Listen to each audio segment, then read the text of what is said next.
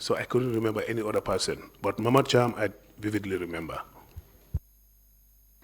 Do you recall if the people that you were with earlier that day, so Captains Ben Wilson and Babukar Jatta, were there? Babakar could be there. I'm on the oath. I don't want to say, but Wilson, definitely. I did not see him there. And again, I know you said you can't remember precisely who's there, but I just want to ask directly, do you recall if there were other Nigerian commanders there when you arrived? No, I can't recall that. So can you tell us what happened at Colonel AQ's residence? Did you have a conversation with him? Not much. When I finally decided, look, I can't just sit down here forever. I told him I was going. He told me, look, if these boys are really what I think they're doing, if you go, all of you senior officers will be killed. Maybe because of his experience in coup d'etats in Nigeria. But I decided I have to go. Do you know if anyone there decided to go to either Fajara barracks or to where the coup plotters were at that time? Yes, Captain Mamad Cham also left to wherever, I don't know which position, but he left us there, and then I don't know where he went to. So apart from what Colonel AQ said to you, did he issue any sort of orders at that time? Not to me. Apart from what he said, did he provide any other information about what was happening? Nope.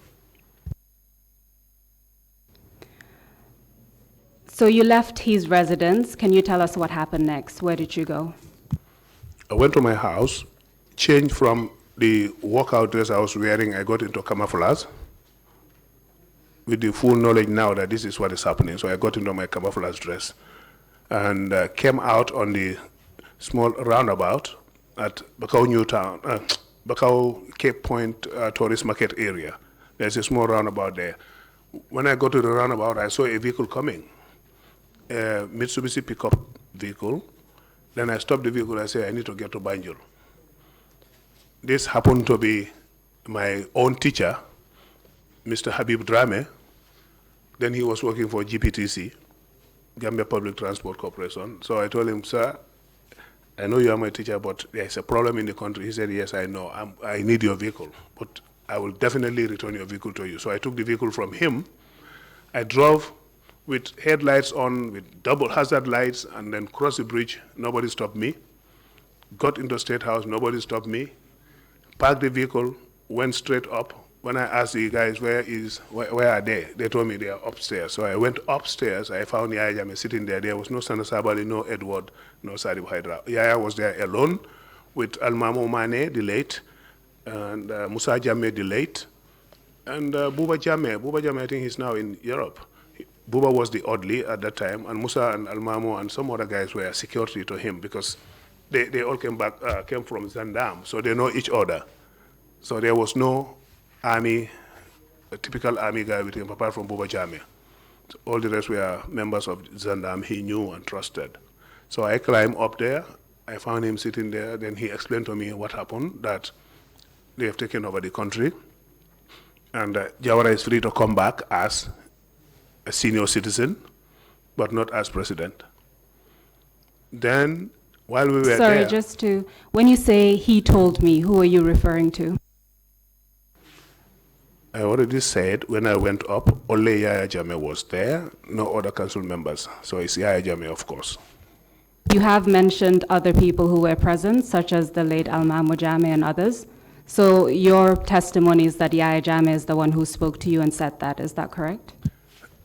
Obviously, in the military, I wouldn't have asked any of those people. They were NCOs, very junior to me. So the only person I can speak to was a fellow officer. Well, we've already seen a lot of unusual things happen that day, such as junior soldiers at the bridge telling you to go and speak to their commanders at the barracks. But we need to be clear for the record, so that's very helpful. What happened after Yaya Jammeh told you that? He told me to stay with him, and I stayed. You said that when you first arrived, you did not see any council members. You stayed with Yaya Jammeh. Did you see any other council members that day? Of course, after everything else, Yaya will go down sometimes and will come back up, and when he's down, we were together, and the other council members were there on that day. Can you give us an idea of what was happening at State House that day? What types of discussions were taking place, for instance? Discussions, I wouldn't know. All I know, I was asked to stay there as logistics, of course. I was asked to stay there and be issuing out uniform and some ammunition to the boys. And that's all I was doing. So discussions, I didn't know because I wasn't a council member. So did anything significant happen that day that you recall?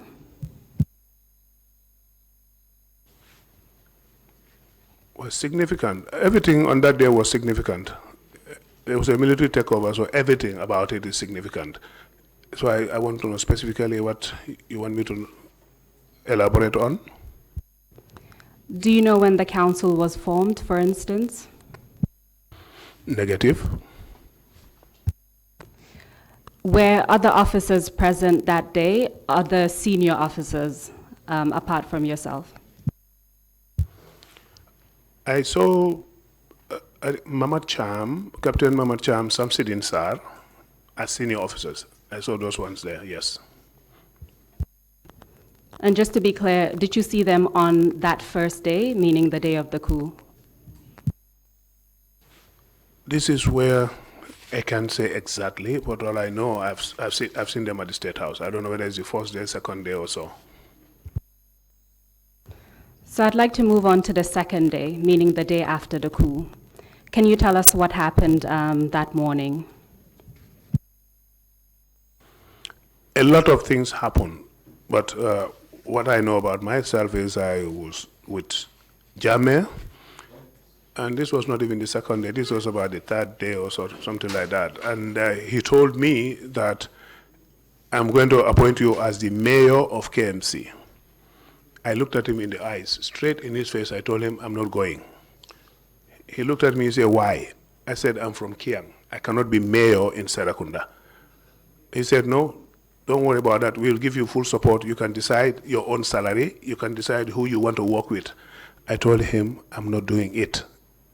And jokingly, I mentioned again, I said, I'm a Kiang boy. I cannot be mayor in Serakunda, and you expect me to get support. Did he offer you any other position apart from that? Apparently, this was published in the papers. I didn't see the papers till now that Cambi is now mayor of KMC. I did not even step a foot in that place. I went around to look at the place, came back, I told him I am not going there. So he said, okay, now you can stay with me here as the State House Chief of Staff.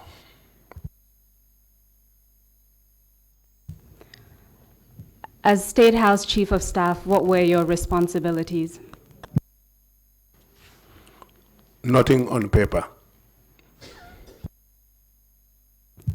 Verbally or in action? Right, I was responsible for all logistics, as that was my main job in the Army headquarters. No JD, no job description. Just verbally do this, I do it. And it's like I have to ensure all vehicles, all government vehicles are collected from ex-ministers, permanent secretaries, and everybody else, and park all of them at the then Public Works Department. I was working with late Uncle Badujasi on that. We park all the vehicles, and I make sure the oddlies close to the council members were all given brand new uniforms and boots and so. So, and then also allocate accommodation to the council members. And those accommodations were the same accommodations the Nigerian officers were living in. Those are the ones I allocated to the council officers. Yankuba Toure and Sana Sabali and others. Edward chose his own accommodation. That is the accommodation they call State House number 2 at Bakau. So apart from Yaya Jammeh, was any other council member staying at State House? No, no other council member was staying at State House. Did you hear anything during your time at State House? Did you hear anything in relation to the former cabinet ministers? Like I say, I don't work on hearsay. Did I know? I know the former cabinet ministers have been arrested, and they are somewhere around the NIA premises. How did you know that? As State House Chief of Staff, I did my job. I went around looking for things and asking questions. And what were you told in relation to the cabinet ministers? They are arrested, and they are at the NIA premises. Did you know which cabinet ministers were detained at the NSS? Yes. Sorry to say NIA, it was NSS, yes. And the cabinet ministers there, I can remember a few of them. I don't remember all of them. I can remember a few. OJ was one of them, Omar Jallo. Late Kamabaji was one of them. And there was a parliamentary secretary who said he was there for his own safety, even though he was not a minister, Famandu Sanyang. I remember those ones. Do you know how long they were detained at those premises? No, I wouldn't know because I didn't know what time they were arrested. Were they eventually released? Yes, they were eventually released based on my advice to Jammeh, because that time he was listening to me. The initial days, I told him, the two of us were sitting in the upstairs around 7 o'clock or so before the Maghrib prayers. I told him, keeping these ministers here will not serve you any purpose. You've done a bloodless coup. Why don't you just release them to go back to their families? And if you need them, you can always get them. You can take their travel documents, but keeping them here, you're getting food from the Atlantic Hotel every day to feed them. When somebody gets sick, you have to get medicine. Why not just allow them to go back to their houses? He accepted, he agreed, and I walked down with him on foot with his own security, just the two of us, no other senior officer, no council member. We went to the NSS premises. He addressed them, and before releasing them finally, the late Kamabaji said to him, you people are young, you've taken over the country fine, but please, I beg, do not change the national anthem. You can change anything you want to change, but do not change the national anthem because it's a prayer to the country. Late Kamabaji told him that. And he told Kama, yes, I will not change the national anthem. Then he looked at Famandu and said, what are you doing here? Are you also a minister? No, Famandu said, I'm here for my own safety. Then OJ jokingly said to us, no, he is our boy. If we need to buy attire or something, that's Momolande Yoni, you know, in the local language. That's Famandu Sanyang. Then the ministers were all released that day. But from my position as chief of staff at that time, I was also told Hassan Jallo was arrested. But Hassan was not among these people. So I inquired, only to find out that Hassan was locked up in a room at the army headquarters in Marina Parade, all by himself. He would have died there if nobody knew he was there, because he was there alone. So somebody directed me, I can't remember which soldier, and we opened the door, we found Hassan there too. So I released Hassan Jallo as well.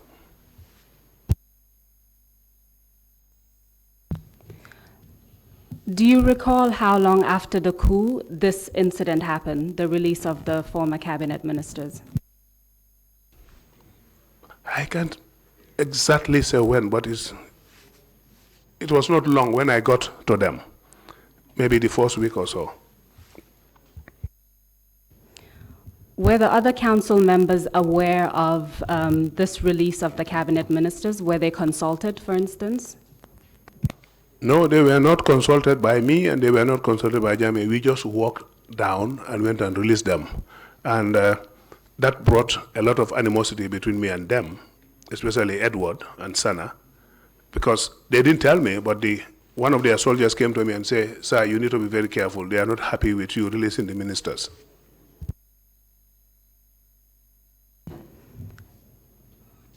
Did you notice any change in their behavior towards you? Yes, they stopped saying good morning. Even if they came by, they would not say good morning, even though they are council members, but I was their senior. I recruited all of them, one by one, from recruit stage as a recruit. For them to become officers, I was their instructor. So that respect should have been there, but they were not even greeting me since that thing happened. So I also started smelling rat. Do you recall how long you stayed as chief of staff? Until my arrest. Did you leave the State House at any point while you were chief of staff? Yes, I think it's the second week. The early days of the coup, I've not seen my family for that whole number of days. So I told Jammeh, could I go and visit my family for this weekend? And he said, oh, certainly you can go and come back on Monday, or Sunday evening, sorry. So I left while I was in my house that day at Cape Point. The following day was Saturday, yes. Lanto Montamba came to me with his vehicle. He said, you are wanted at the State House. The chairman wants you there. You are going somewhere. I told him, okay, you can go. I'm coming. I had my car. He said, no. They said I should go with you. I said, Lang, go, because I was senior to him. I personally posted him to Fajara Barracks as the commander. When all these things happened, as chief of staff, I took Lantombon to Fajara Barracks as commander. I took Omar Bimbai to Yundum Barracks as commander and allocated them with SUV vehicles each. So when he started talking to me in this way, I said to myself, why? Why would somebody junior to me talk like that? I told him, go, I'll come. He said, no, they said I must go with you. I said, who? He said, well, the council members called me to say I should go with you. The chairman is going with you somewhere. I said, then wait for me. I went in, changed my dress, put on my camouflage uniform, and got into his car. We drove to the State House. Once we got to the State House, my usual routine is I'll just climb up straight away to Jammeh. This time, as I stepped my first foot on the steps, there was this soldier, I can still remember, he's called Amin Gassama. He's now an imam in Atlanta, Dakar, in Georgia, in America. He had rounds all over his body, just like the Rambo style, and was carrying an LMG, which is unusual. LMGs are usually light machine gun. Usually you use them on the ground, not with you like that. But that time he was a tough guy, and then he had rounds all over his body. He stopped me and said, no, sir, you cannot go up. He said, you wait for him down here, you are going somewhere. So I stopped. I note the time, it's 10 minutes to the break. So we can stop there and then continue after the break, and I'll cede the floor to the commissioners for questions. Thank you, Mr. Cambi. Thank you very much, Counsel, for that exchange with the witness.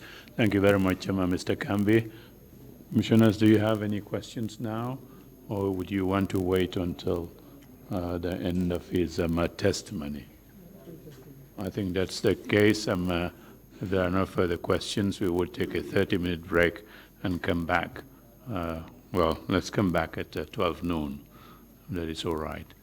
Meeting is adjourned. Thank you very much.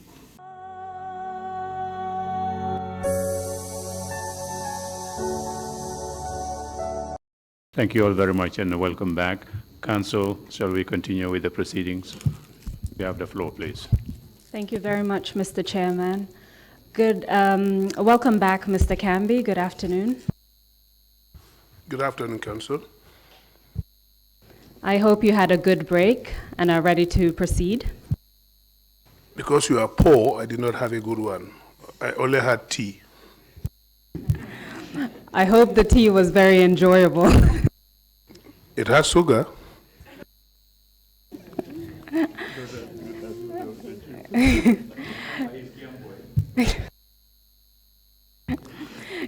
Can I just remind you that you're still under oath?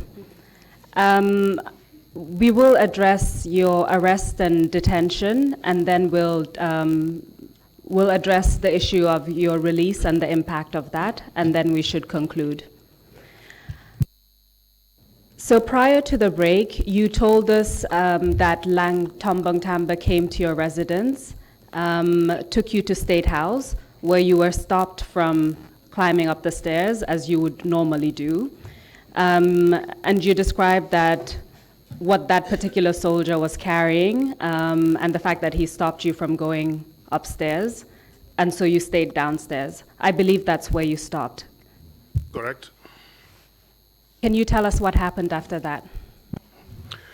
Well, barely 5 minutes.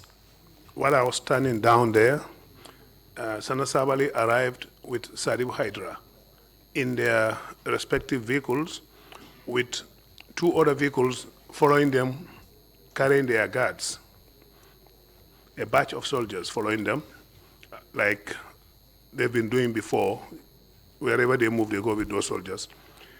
Once they arrive, the soldiers got off the vehicle, they surrounded me, everybody pointing their gun at me, and Sana Sabal came to me and said, he gestured and said, get into that vehicle. That is his own vehicle.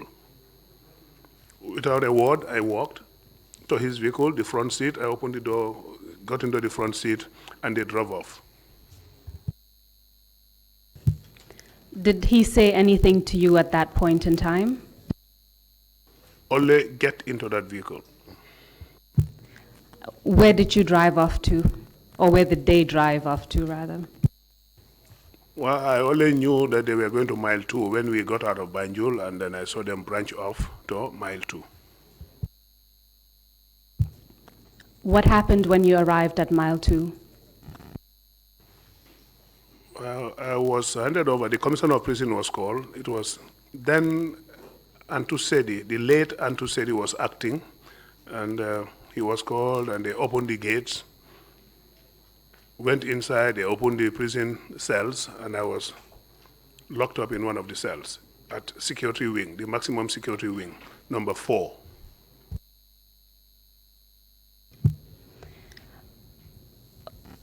Before you were locked up in security wing number 4, were you told why you were being arrested? Negative. Did the prison officers do anything to you prior to taking you to security wing number 4? They didn't do anything to me. When they took you to security wing number 4, you said they placed you in a cell, is that correct? That's correct. Can you describe to us the conditions at security wing number 4, including the cell that you were placed in? The conditions, I don't think I can describe well enough. I don't have that English language knowledge to be able to explain the deplorable conditions of that place. The cells are very small, and they only had plank, wood, this red timber, as the bed. And these are placed on 2 block walks. They just have a brick walk here, and then place the plank on them, and that is supposed to be your bed.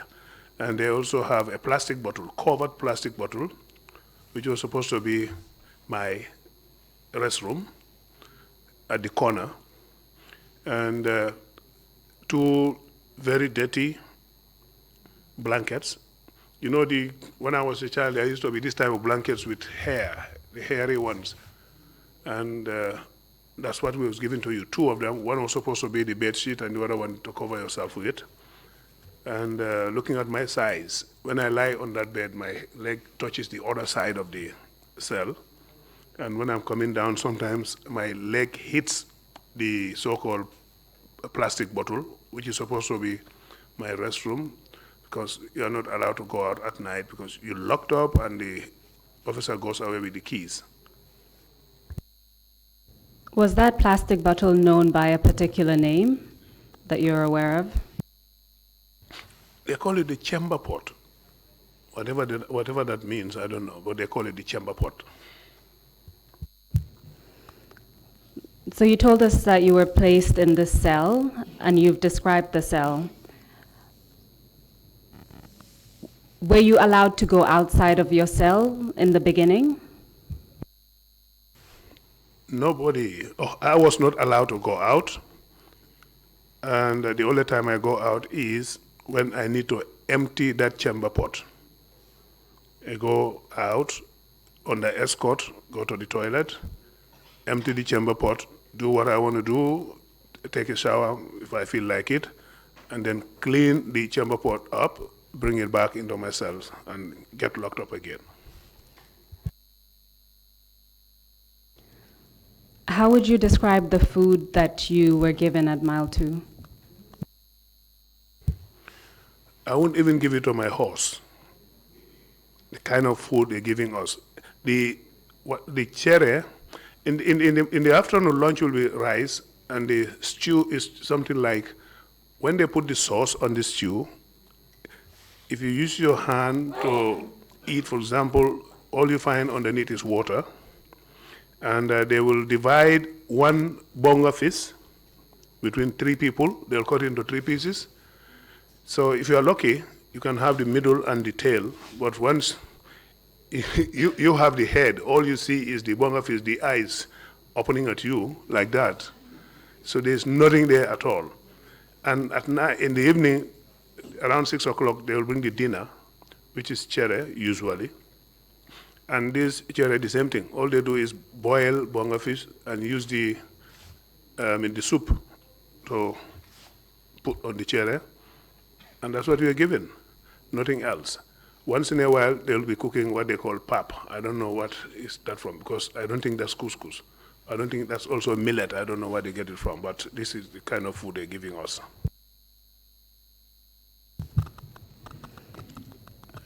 You described the cell that you were in, but I want to focus on the door itself. Can you describe the door and whether or not there was any netting, for instance, to prevent mosquitoes from coming in?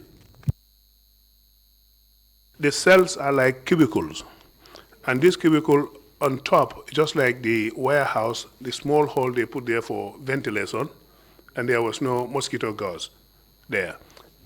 The door itself is metal plate, halfway metal plate down, and the top part is just metal rod, BRC sort of, open. No mosquito wires, nothing. It's just open like that. So I was using my towel to cover it.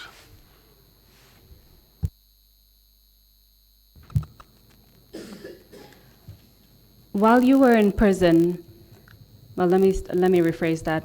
You told us earlier that you had sustained certain injuries while you were in Liberia.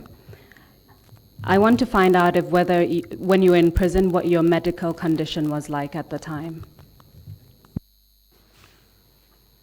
When I was in prison, the medical condition got aggravated because I was going through physiotherapy.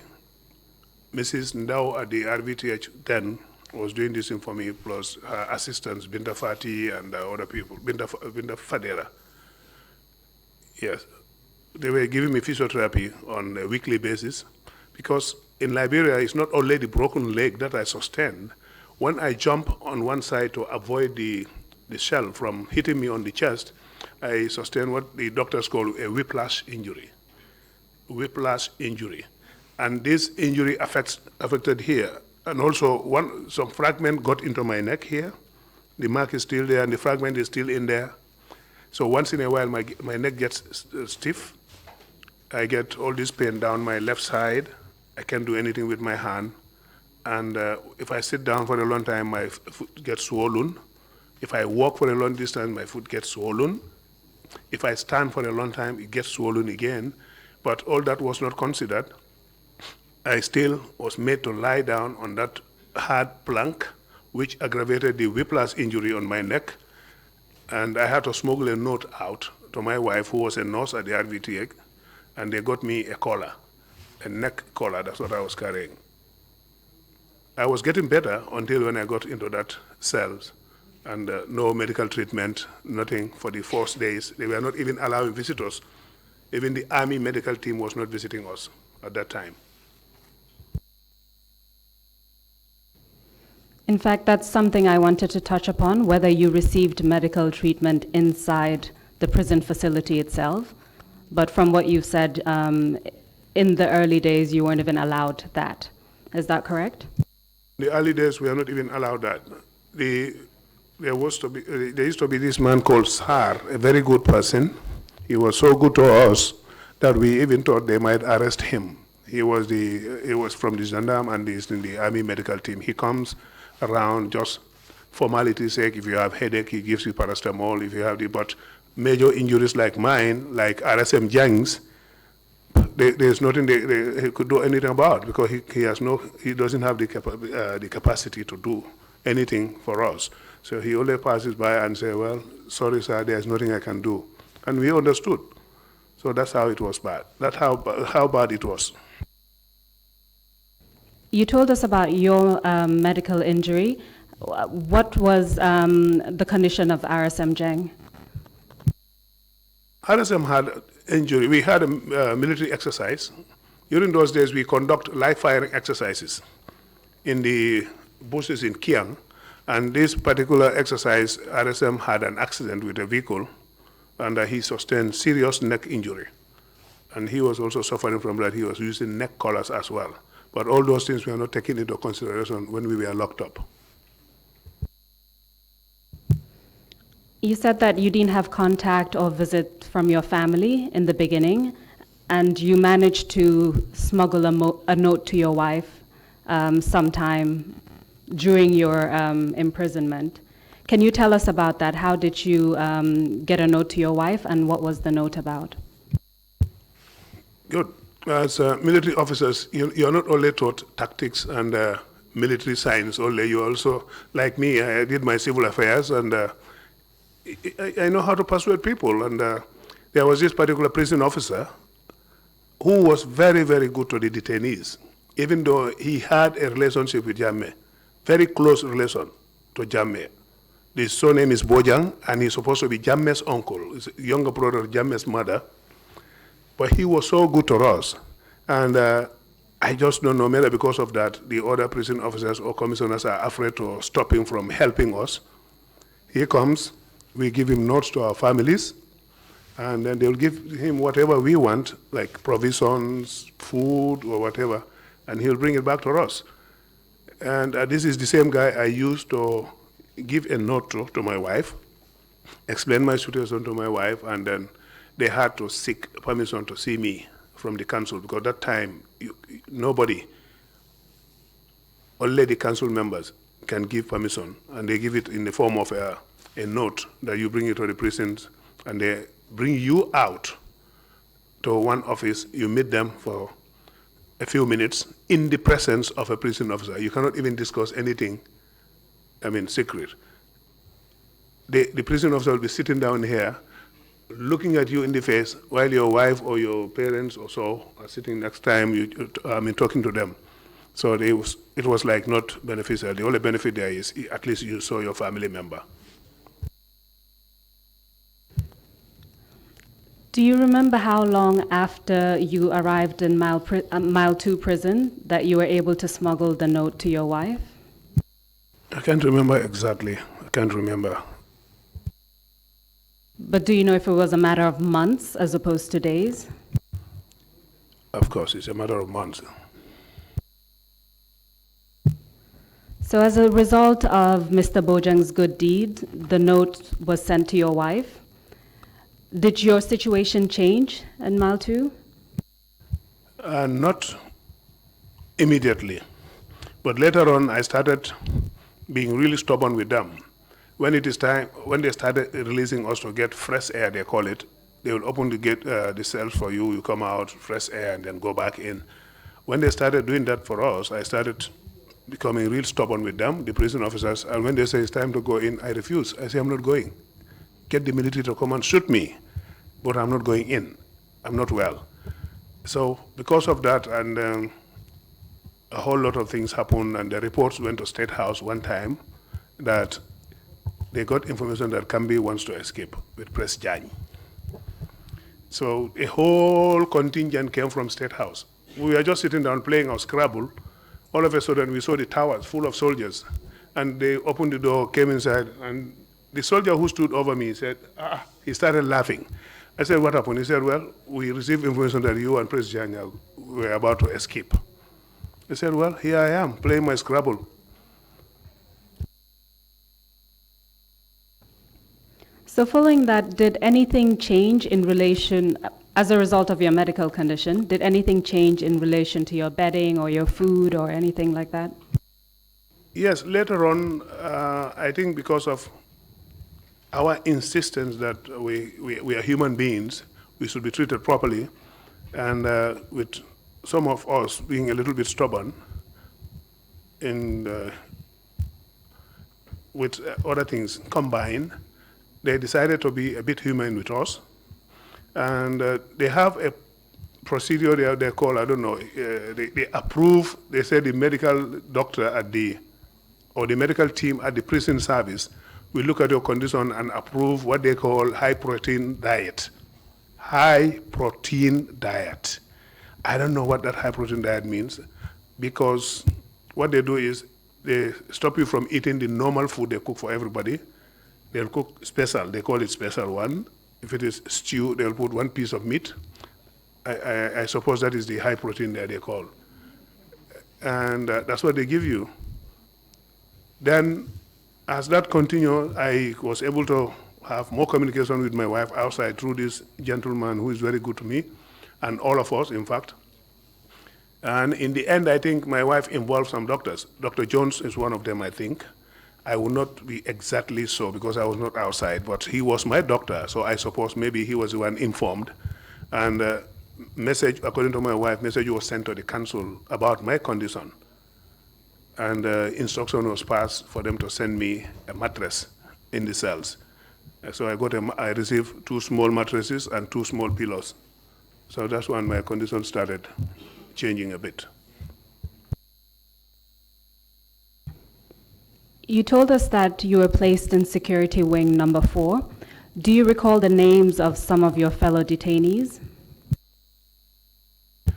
I can recall those people that very, very close to me, those people I chat with at night when we get, we also had our own life there. We do our own thing, we read the Quran, we talk about things, we talk about activities, and we talk about the situation in the country at that time, even though we are inside. So people like Chongan, Ebrima Chongan was there. We call each other Toma, Mama Cham, Captain Cham, Captain Sonko, he's in the US now, Faraba Sabali, who was our mess boy sort of. If you cannot do anything, you send him to do it for you. And because of that, they always leave him outside. So they don't lock him up. He's out there, moving around just like, if anybody needs anything while you are in your cells, he'll go and do it for you and bring it. So we have Major Sirif Mbai. He ended up in the police. Sirif Mbai. We have Sirif Gomez, Lieutenant Sirif Gomez. He was here before. And Keba Sise, former Director General NSS. He's late now. I can remember a whole lot of those people, but they were more than that because the cells were all filled up. But these are people I can recall right now. I know from here I can recall a whole lot of them, but these are the ones I can remember. Sorry, RSM Jeng was one of them. He was a key person with us. During the time that you were all detained in security wing number 4, did anything happen to your fellow detainees?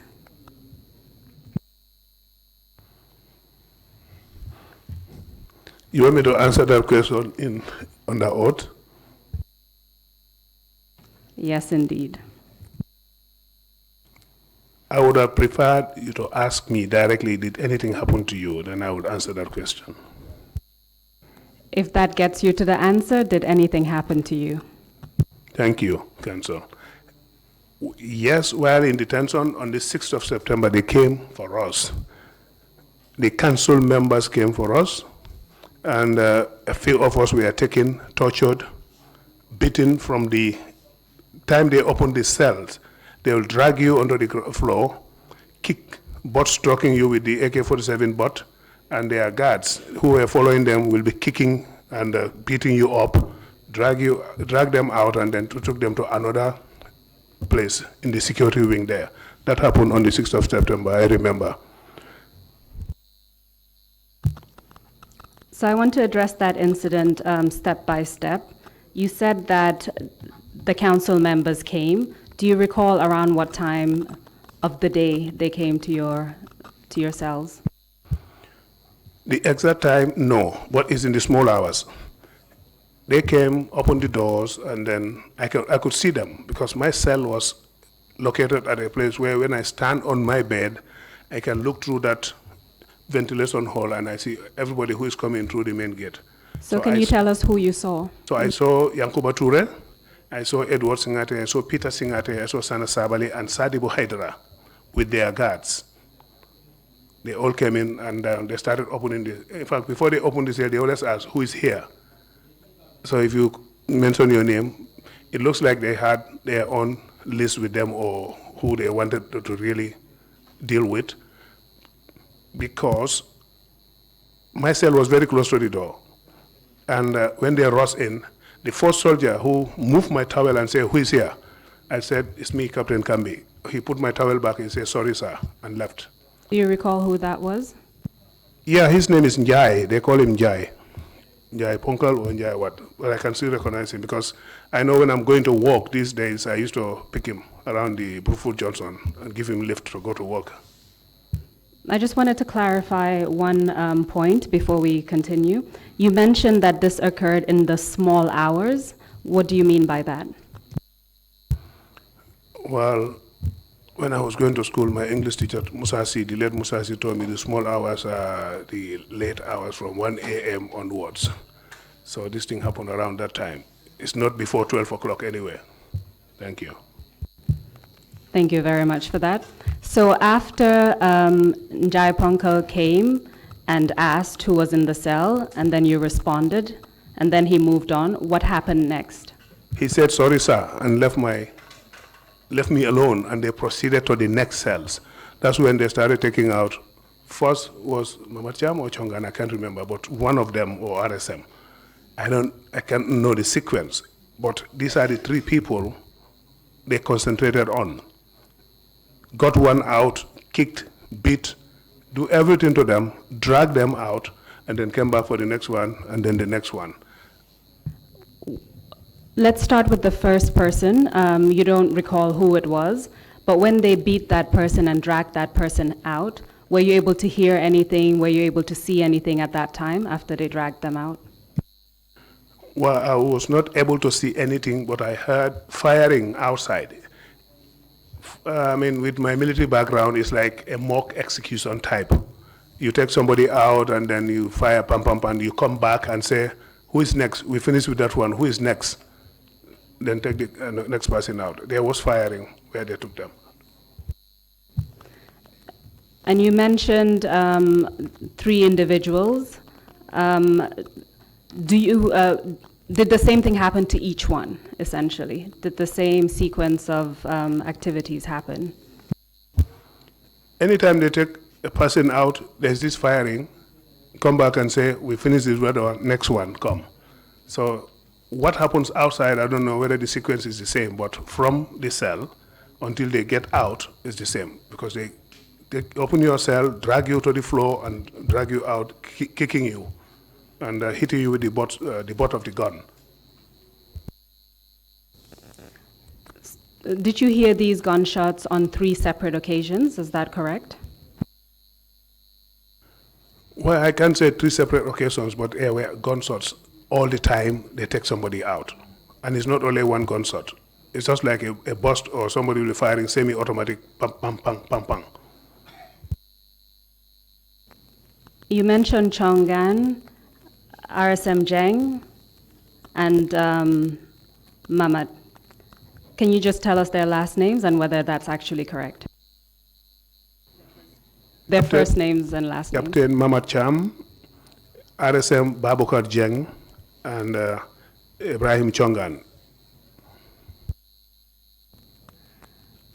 After that happened, after they took all 3 of them, can you describe to us what happened next, from what you could see? from that time, I couldn't see anything because they locked us up, and then that was the end of it. They went out. I don't know what happened next. Did you see the 3 individuals again that night? The 3 individuals that they took out? Negative. What did you think happened to them at that time? Dead. How did that feel, believing that your colleagues were taken outside and killed?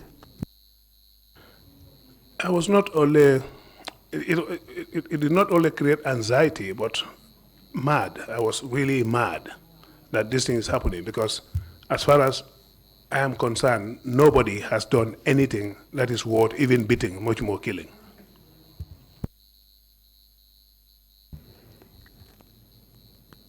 What could you observe in terms of the impact on your fellow detainees? How did everyone react? How did various people react to what had occurred?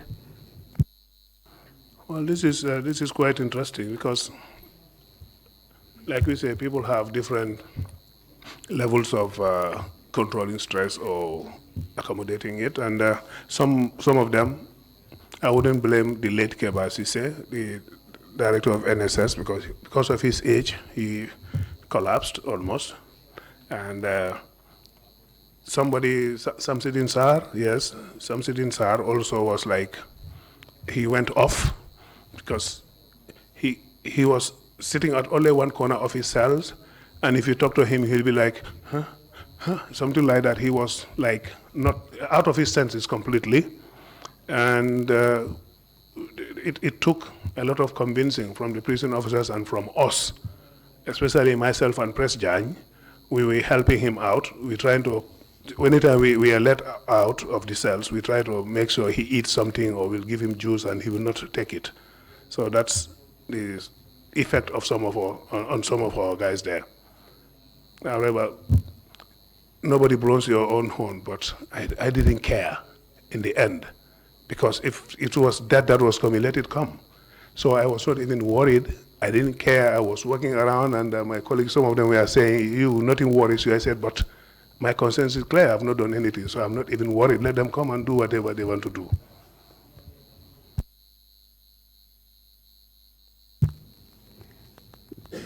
Did you see your fellow detainees that were dragged out? Did you see them again? Yes, on another blessed Friday, we were playing our normal Scrabble, because in the end, when I got that facility to have rest, continuous rest, and Press was with me and some other guys, we were sitting having our normal Scrabble. All of a sudden, the door cracked. The padlock, we had a padlock cracking hard, and then prison officers rushed in and rushed all of us into our cells immediately. He said, "Look, we have this thing from the doctor that we need to rest." He said, no, but we have a special event coming.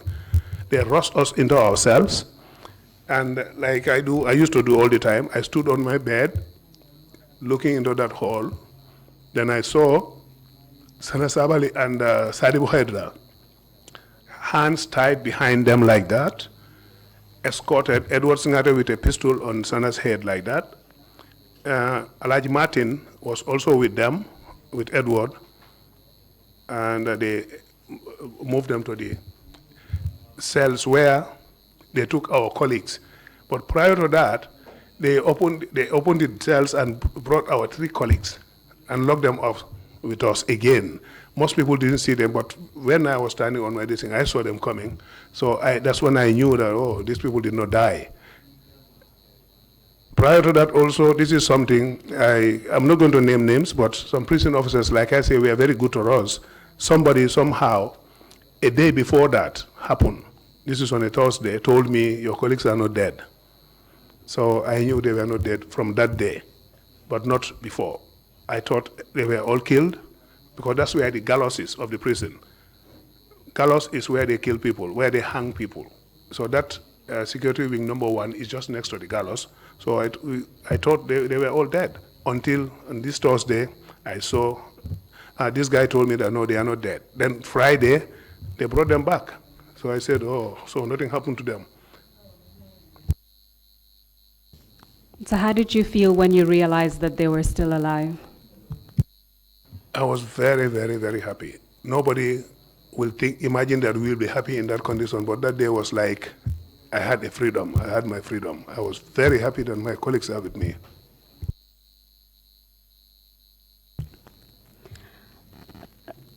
During your time in prison, were you ever charged with a crime? Yes, during my stay there, I was charged, and I was the only person from the typical military wing that was charged for a crime I never committed. When Sana arrived, they were preparing Sana's charge sheet, to take him to, for a court martial. All of a sudden, two CID officers, one Mr. Bojang and another, I think Banyas Ba, Mam Bojang and Banyas Ba. They always come, they were investigating Press Chanya at that time also, because I think Press also was also charged, but not court martial. But when they used to come, take him out, take statement, bring him back, all of a sudden I saw my name included. They also came for me, took me out to the prison officer's office, and Banyas Ba, one of the police CIDs told me, we're here, we had information that they found uniforms in your car, and the intention was to give those uniforms to ex-soldiers to counter coup. And that's why we're here, we're charging you for treason, and you're going for court martial. I told him, fine, do your job. He looked at me and said, are you not worried? I said, Banyas, if you are a small boy in this service, I'm not a small boy. I know what treason is, and I know what I did and what I didn't do. So you can go ahead, charge me treason or double treason if you want. He looked at me again, he said, look, Mr. Cambi, your case is very serious. You see, we have even written it with red pen. I mean, I think he was stupid, because I knew that all cases are written in red pen, even in that police station. When you report a case there, it's written in red pen. So maybe he thought I didn't know that. So I was not worried. I told him to go ahead and do whatever he wants to do. That's how I was charged for treason, and a date was set for my court martial. And my court martial day, Dr. Njai, who was also detained, I forgot to mention his name. Dr. Njai, they call him Pacha, is Dr. Malik Njai, was also charged. I don't know what he was charged for, but we went to the same court with Sana Sabali. When they are doing Sana's court martial, I was also court martial the same day with Dr. Njai. Where was the court that you were taken to? There used to be an area they call Officers' Mess opposite the Fajara Barracks on the seaside area, so we're taken there for this court martial. Can you tell us what happened at your trial? Well, they mentioned the charge, I denied the charge, and the prosecutor said, no, everybody cannot be wrong, so they called their witnesses, and those witnesses are still serving in the government now. They were manipulated, because I didn't see eye to eye with those witnesses they called to say, I had uniforms and I want to give them to ex-soldiers. I went to Mandinaba Johnson, because we had a checkpoint at Mandinaba. And as Chief of Staff of the State House, I used to go around the checkpoints to make sure that soldiers are all at their points. I actually went to Mandinaba, yes. But this guy, I think he did not get his information right. They brought him as a witness, and two of them came. One says, I went to Mandinaba at 9 o'clock p.m., and when the second witness came, he said, no, I went there at 10 o'clock p.m.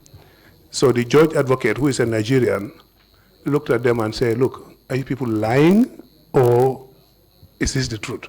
Because I can't believe a word you people are telling me now. So the judge advocate says the case is dismissed and I have to be acquitted and discharged, together with Pacha. After you were acquitted, did you go home? That's the interesting bit. Dr. Njai's family came, my family came with my car. Dr. Njai's family came with their car. Dr. Njai was allowed to go home. Once I moved towards my car, my wife was waiting. The late Alma Momane went aside, I think he made a call or what. And he came back to me and said, no, you cannot go home. So I was rearrested, even though I was discharged, acquitted, and discharged by a court martial. They took me back to prison. From that day, I didn't go home until after the elections of 1996. Do you recall the date when you were released? The exact date could be around maybe 3rd of February 1997, because this is when they have already become presidents and ministers and whatever. That was the time they released me. I was the last person among senior military officers to be released, and the longest serving as well, because I also served 2.5 years for nothing. So you were released on the 3rd of February 1997. Do you recall the date of the court-martial decision? No, I can't remember the date of the court-martial, because that time, I want to be honest with you, I was so angry. I did not care about anything. So when they come, they just take me out and bring me back in. So I didn't care about anything. So dates, I can't remember. When you were finally released, were you released unconditionally or were you released with conditions? How did that release occur? When I was finally released, they came, they were releasing people, released everybody. I was the only one left almost. Senior military officers, yes, I was the only one, senior military officers. When they came to, they don't even tell you you are going to be released. They only come and say, come and answer. So when you come out, you leave everything in there. You don't even know you are released, or you don't. They come and answer when you go to the prison officer's office. They said, you are being released today. I said, well, that's good, but you have to be on bail. Your own case is different. You're going to be released on bail. I told him, on bail for what? He said, well, that's the instruction I received. This is Mambojang. He was a CID officer. He's from Brufut. I said, well, it doesn't matter, whatever the bail is.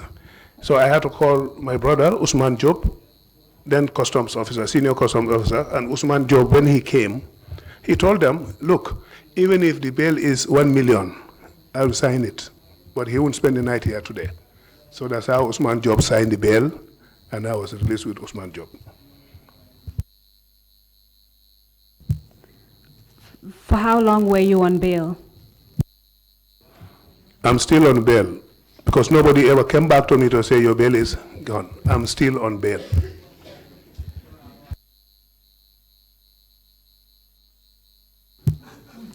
So you were finally able to go home after spending over 2.5 years in prison. How did it feel to be at home for the first time in such a long time? Like I say, I went to a level where nothing worries me again. So it wasn't like anything new, because I had already smuggled a note out to the then consular or the embassy here, explaining my situation, and my family had to go there, and they were given asylum in the US. My wife, my kids, and my wife's family, all of them were given asylum by the US embassy here. So nobody was left here, only me. So they were all in the US, because they left since '95. So I was alone at home. Nothing worried me. Because I got used to loneliness also in the cell, so it didn't bother me at all. So there was no difference. The only difference was I thought I was out of that confinement, and got myself into another confinement, because you are out, you say you are free, but everywhere you go, the NSS guys are following you. Even when I go to the cobblers, as a village boy, our parents will tell you, take this one to the cobbler and make sure you tie this one to your waist. And so even if I go to the cobblers, looking back, I will see an NSS personnel pretending to be buying Coca-Cola in a shop, all monitoring me every day. One day I had to be mad with this guy, because this is somebody I know. He lives in Brikama. He was assigned to be following me.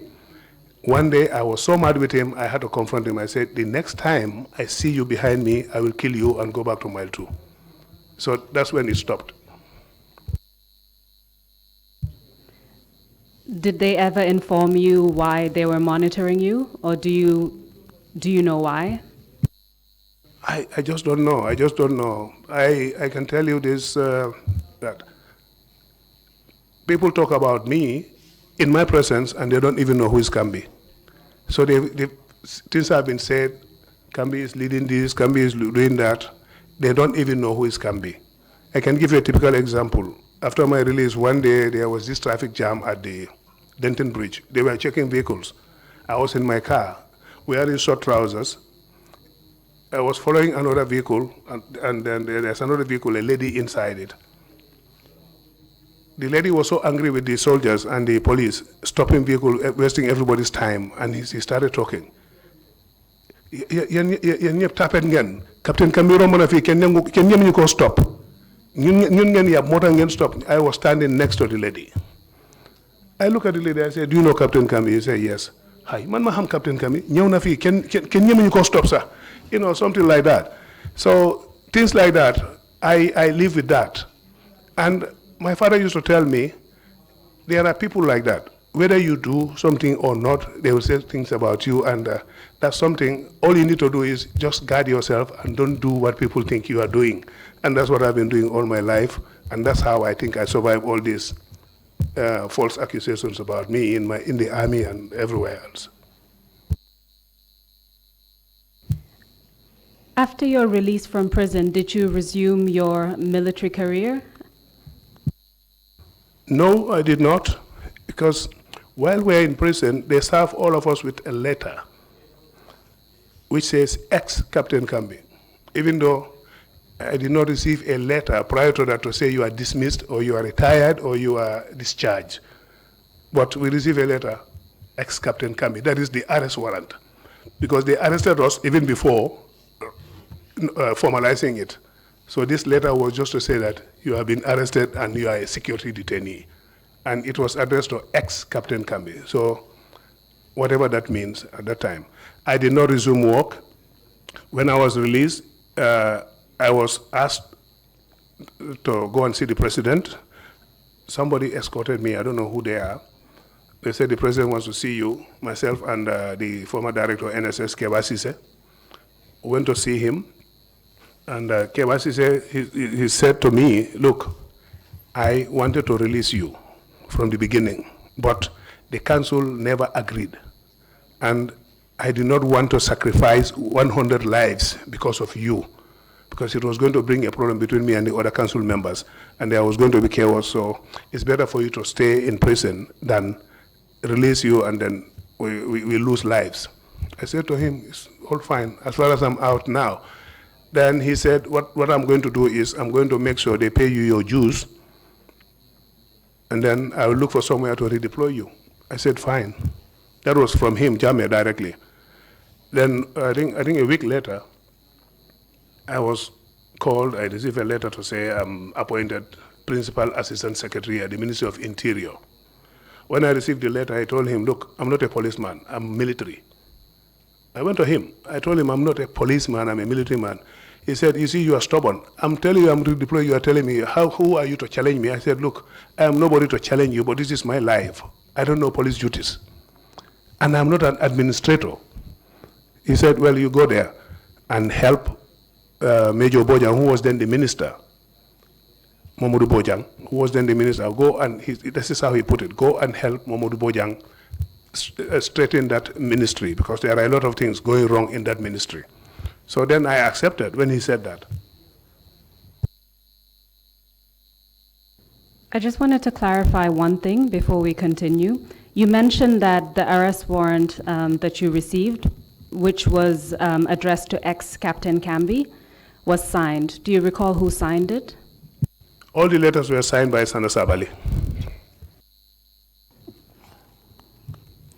And do you recall the date of it or the year? I can't recall the date or the year.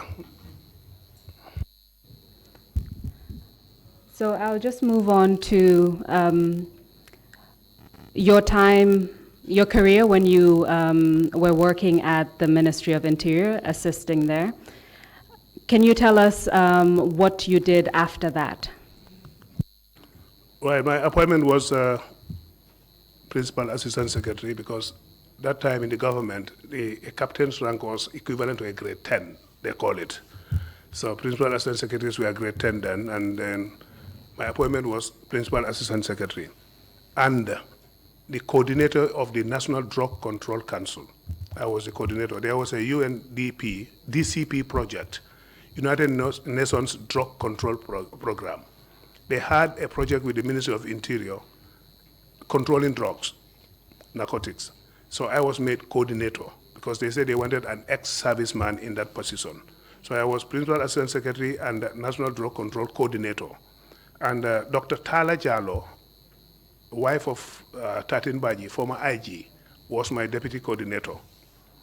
And as I was occupying that post, also doing my job at the ministry, I was also the desk officer for the prisons, not knowing that I'll be, controlling that prisons later on. I was the desk officer for the prisons, immigrations as well.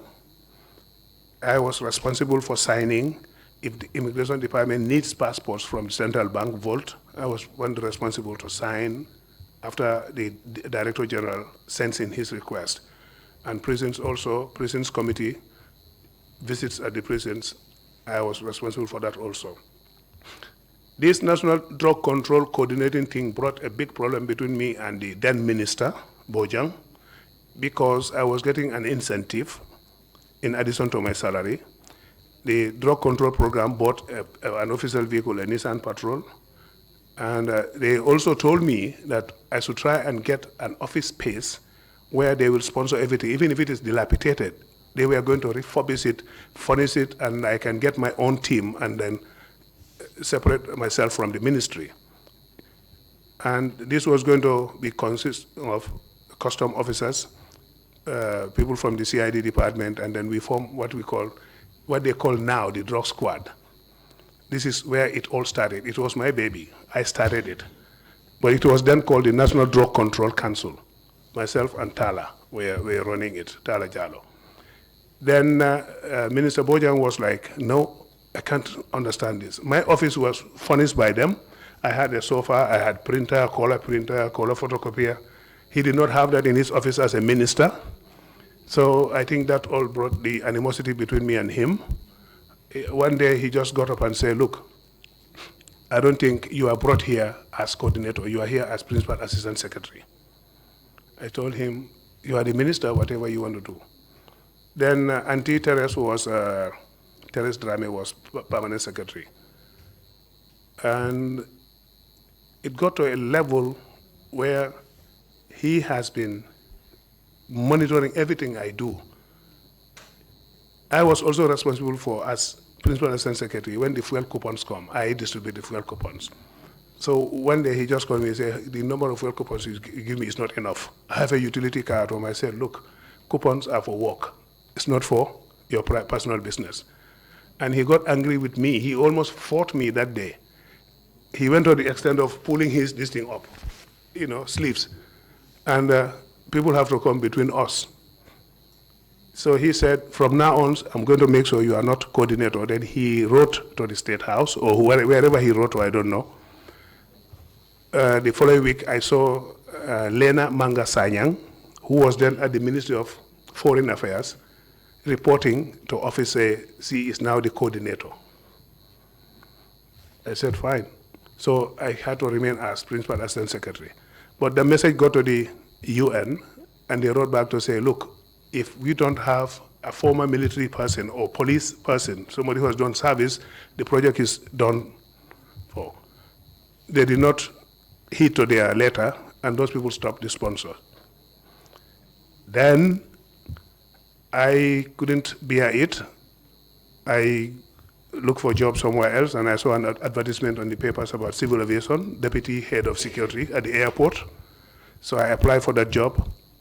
I got the job. I passed the interview, but then because of the control Jammeh had over all the departments, they said they could not employ me until they get clearance from State House.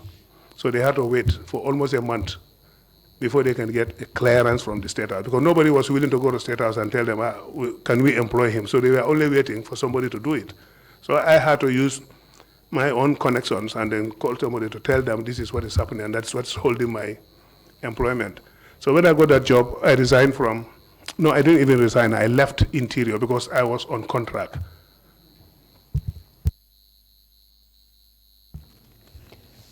Considering your testimony today and everything you've told us about what happened to you,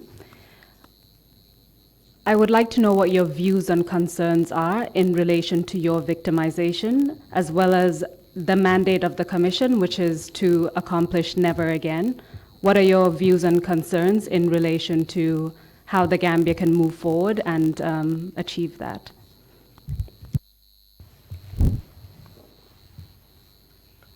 First of all, if I were consulted about this commission, my view will be, let's get the perpetrators come, admit their deeds, and then we can get the victims, come reconcile with them, seek their forgiveness, reconcile with the victims, rather than calling victims first to narrate their story. Because when names are named, for example, one episode I watched here, names were named, and those people have kids. So those kids, when they meet with the kids of the person who the person says was going to kill him, or who the person says tortured him in prison, if those two people's kids meet in school, the kids knowing that this one wanted to kill my father or tortured my father, it may bring a lot of problems between them. So instead of reconciliation, it may bring something more than reconciliation. My preference would have been perpetrators to come and admit what they have done, since this is a reconciliation, it's not a trial. And I don't think I don't know your mandate, but maybe it's not to recommend for somebody to be locked up or to go to court. But if that is in your mandate, it's fine. If that is not in your mandate, then I would have thought we should have approached it in that way. But like I say, I didn't read your mandate. If your mandate is you're also going to recommend for people to be tried, then it's perfect. Going forward, I think what we need to do in this country, the never again slogan will never be achieved unless people are trained professionally. We must have proper training. People must know where to start and where they end. Everybody has a job description. If people's job descriptions are violated, if people go beyond their job descriptions, this is what happened. In the services, if we don't want things like this to happen, the service must be regulated. In the military, there is what we call regimentation. If there is no regimentation in the military, things will always go upside down. You'll see junior officers giving orders to senior officers like it happened in the past 22 years. A sergeant at the State House will not take orders from a major in the battalions because he feels he's answerable to Jammeh. So that turns things upside down. There must not be a special unit in the forces that are answerable to the president because it brings problems. Those special units, even if they are sergeants and corporals and things, they think that they are higher than the lieutenant colonels and the majors and the captains who even recommended their posting into that position. So these are things we need to regulate. Regimentation, we must have it. Promotion must be based on merit. In the past, in the Army, what we do is we have promotional exams, even for officers. Before you move from second lieutenant to lieutenant, you must pass that exam. You must pass the lieutenant exam before you go to captain. You must pass that also before you go to major.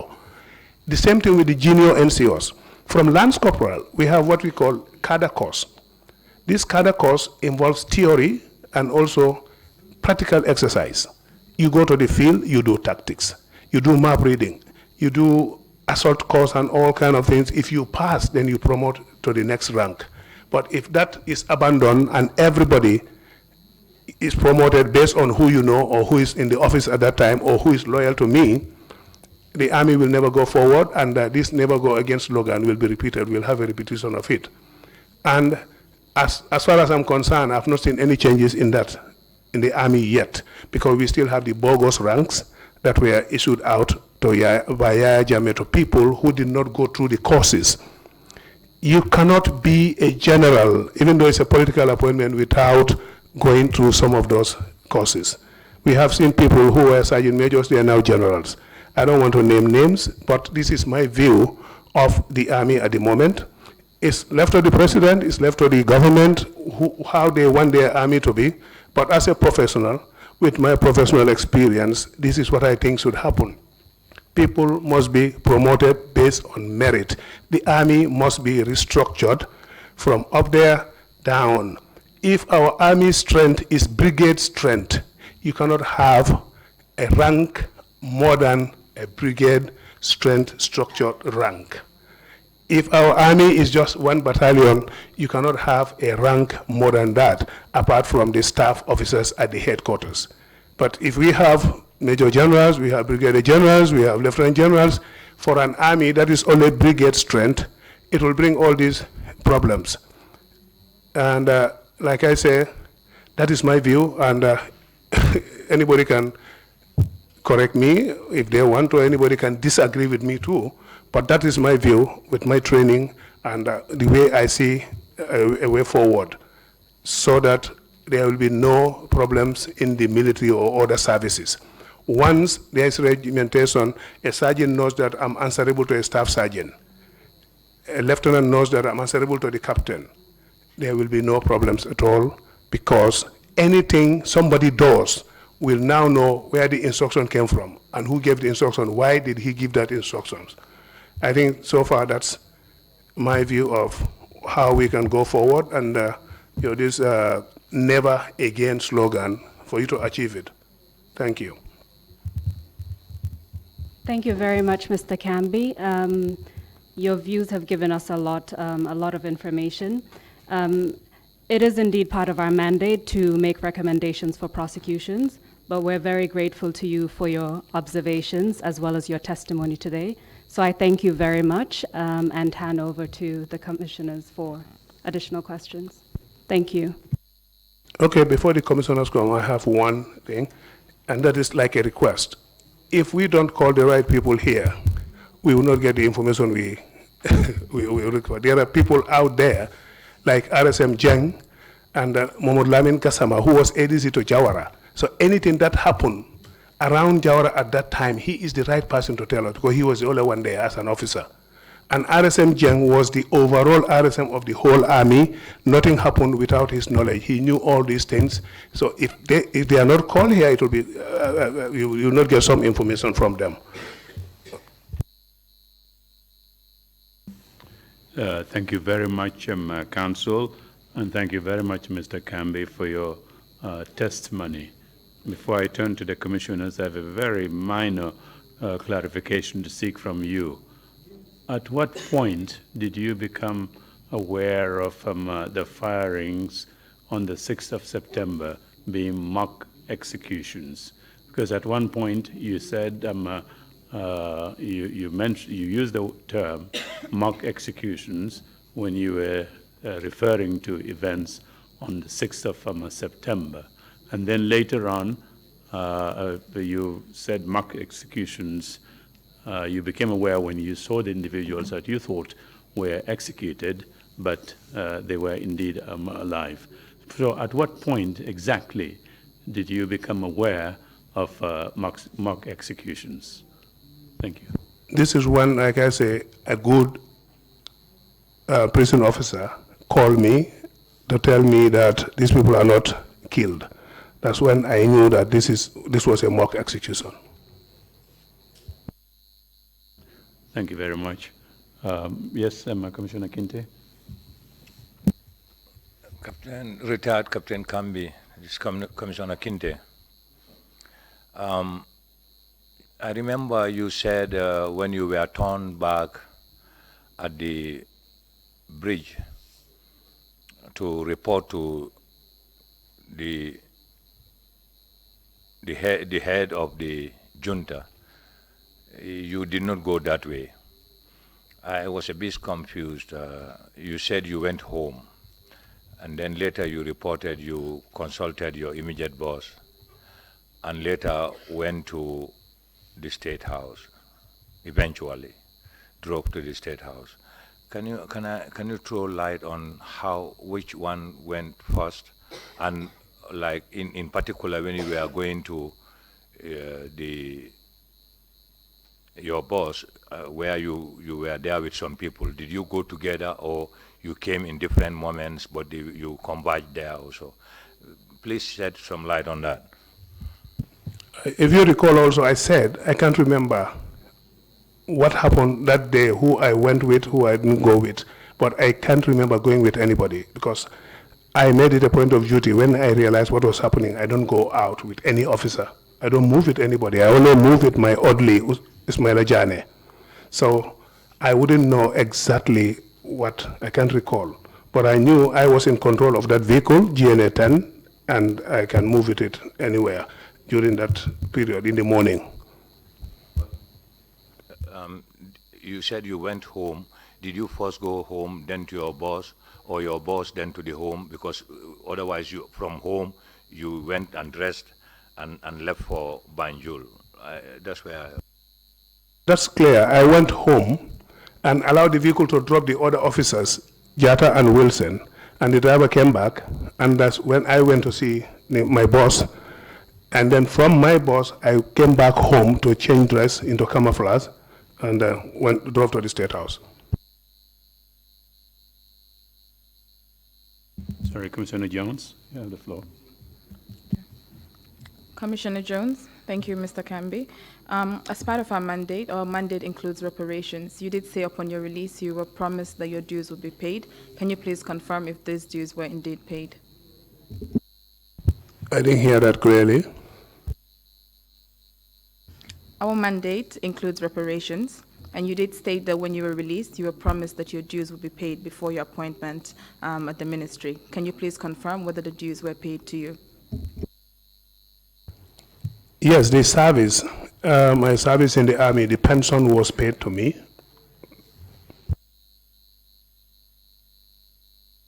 Thank you, Commissioner Jallo, Imam Jallo. Mr. Cambi, things keep walking in my mind about the success of the 1994 coup. How is it that 4 lieutenants could so quickly make the entire armed forces of the Gambia collapse under their feet? Could you help to enlighten me about some of the reasons or some of the circumstances that led to this easy success? Thank you. Thank you, Imam. I would not say the entire army collapsed. The army never collapsed. And just 4 lieutenants. In the army, lieutenants are not just. 4 lieutenants can convince their platoons because the lieutenants are the platoon commanders. The senior officers are at the army headquarters and they usually don't live in the barracks. So people who live together in the barracks are the people who can always come together and plan something and successfully do it. And if you are a keen follower of military history, all the coup d'etats in the world here are never done by generals. They're done by junior officers, and then they bring generals and the senior officers to lead them. This is the situation in the Gambia also. It's not that the army collapsed, and it's not that the senior officers were useless or senior officers didn't know what they were doing. No, it's because they do not have direct interaction with the men. And where you don't have direct interaction with the men, the people who have direct interaction with them are the people who can manipulate them, are the people who can persuade them to follow them, do things they want them to do. Thank you. Thank you. Commissioner Carr. Commissioner Carr, I have a question. When you were arrested, you were a young person, if I got your age right. How did young person, youth sort of, to say? No, I was not young when I was arrested. I was me. Okay, thank you. I just want to know how did the arrest affect you and your family, particularly your wife and children, if you had any at the time? It affected me seriously. It affected them tremendously. My wife collapsed several times. she is a nurse. She cannot stand. She couldn't stand all of these things. Most of the time, when I'm taken for physiotherapy, the moment our eyes meet, she cries. She collapses. They will be carrying her out, and she was asthmatic at that time. So I even fear for her life. My kid was very young then. He was about 2.5 years, so he wouldn't know much. But my wife, my family at home in the village, they were all desperate. They were totally devastated, and people were like, they're going to kill him, he's going to be executed, because that's what they tell them. And it went up to the extent that even my household items were distributed. They were all shared within people. When I came out, I didn't find anything apart from a single TV, because everybody thought I was going to die, and this affected my family a lot. So what I did was I said, well, let me die and let my family survive. I had to smuggle a note out, explain my situation to the consular at the American embassy at that time, and they helped, looked into my family's affairs, and they give them asylum. So the whole family left the country and that was my sacrifice. If I'm going to die, let me die alone. Thank you very much, Mr. Cambi, again, for your testimony. We really appreciate your appearance here. Council, do we have any arrangements for the afternoon before I make any announcement on that? Yes, Mr. Chairman, the arrangement, as was mentioned yesterday, is that we would have a witness to start at 2 p.m. So between the adjournment period and 2 p.m., we would again reset the system and test it. And we hope that our technicians would be able to deliver a quality and stable network for a Skype testimony, or a testimony via Skype by the witness.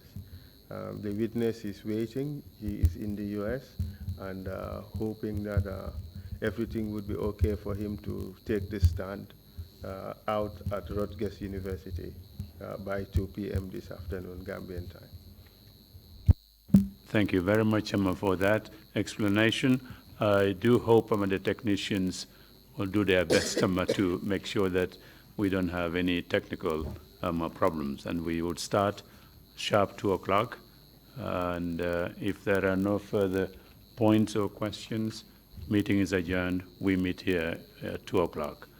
Thank you all.